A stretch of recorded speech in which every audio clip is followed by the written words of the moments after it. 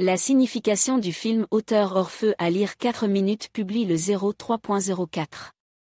2022 mis à jour le 03.04. 2022, Le Maître et Marguerite, est un long-métrage de 1994 basé sur le livre éponyme de Bulgakov. Le roman a connu plusieurs adaptations cinématographiques, y compris sous forme de séries télévisées, mais cet article se concentrera spécifiquement sur l'un des premiers films réalisés après la levée de l'interdiction du roman. L'histoire qui se déroule dans Le Maître et Marguerite est multiple et complexe, même à la lecture.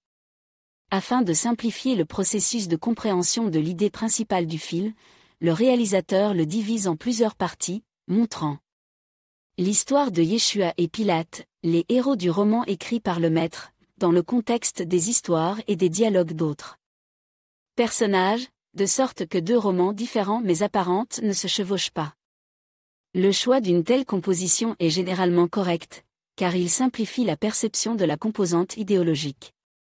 Dans cette adaptation, de nombreuses scènes sont manquantes, ce qui donne au spectateur un sentiment de sous-estimation et d'incompréhension de la signification des dernières scènes du film.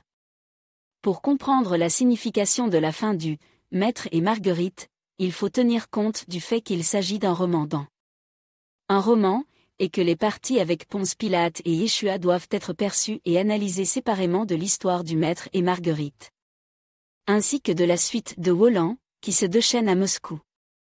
Pour comprendre l'idée de l'auteur, le film montre les scènes les plus vivantes et les plus importantes qui nous permettent de comprendre quel lien existe entre les personnages et pourquoi ils en arrivent à un tel dénouement, en résolvant leur conflit intérieur.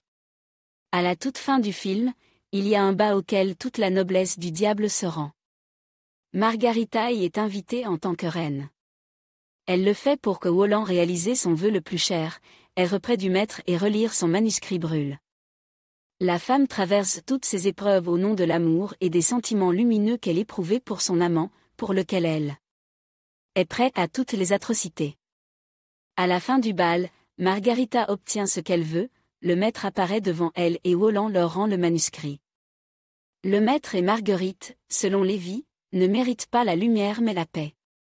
C'est la fin logique de leur histoire, cache pendant la majeure partie de leur vie, prive de la possibilité de créer et d'aimer. Ouvertement, c'est le repos qu'ils méritent. L'existence tranquille qu'ils recherchaient si désespérément.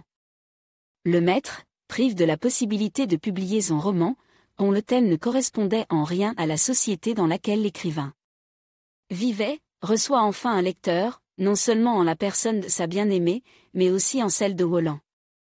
L'affirmation selon laquelle les manuscrits ne brûlent pas signifie plutôt que les pensées et les idées ne tomberont jamais dans elles. Oublie, même si elles sont détruites. Tôt ou tard, elles reviendront à l'esprit de quelqu'un d'autre. Cela peut également signifier que les véritables chefs-d'œuvre ne sont jamais oubliés parce qu'ils sont toujours d'actualité. Le Maître rend au héros de son roman, Ponce Pilate, la liberté qu'il attendait depuis longtemps, tourmente par la culpabilité du meurtre de Yeshua qui n'était coupable que de penser différemment des autres. Il attendait ce moment depuis longtemps, tourmente par la culpabilité du meurtre de Yeshua, qui n'était coupable que de penser différemment des autres. Mais c'est là le principal problème et le principal conflit des romans Le Maître et Marguerite, car Yeshua est le Maître. Se sont tous deux vus refuser la possibilité d'exprimer ouvertement leurs pensées, mais le premier était prêt à mourir pour cela. Tandis que le second préférait garder le silence pour préserver sa vie. Nous pouvons condamner le Maître pour sa lâcheté, mais nous devons également nous rendre compte que l'époque à laquelle il a eu l'occasion de vivre et de créer était remplie d'arrestations et de destins brises pour les intellectuels créatifs.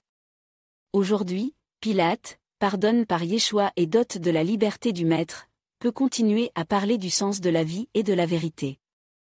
Mais cette fois-ci, il aura beaucoup plus de temps pour comprendre et accepter pleinement ses idées. Wolan lui-même et son entourage quittent Moscou en constatant que les gens sont les mêmes partout. Même à des époques et dans des pays différents, ils sont dotés des mêmes vices et des mêmes désirs. Tout ce qui se passe dans la ville pendant la courte période de l'arrivée de Satan se répétera tôt ou tard, car l'histoire est cyclique, et Wolan s'ennuie et cherche de nouveaux participants à son bal.